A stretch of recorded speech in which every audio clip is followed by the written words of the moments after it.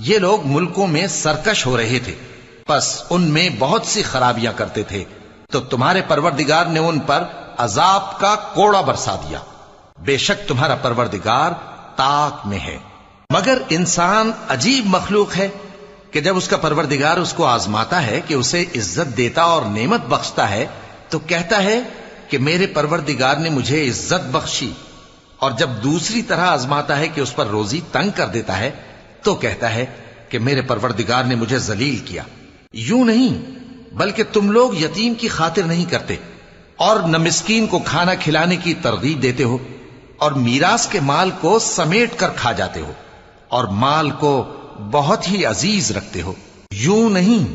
جب زمین کوٹ کوٹ کر برابر کر دی جائے گی اور تمہارا پروردگار جلوہ فرما ہوگا اور فرشتے قطار در قطار آ جائیں گے اور دوزخ اس دن سامنے لائی جائے گی،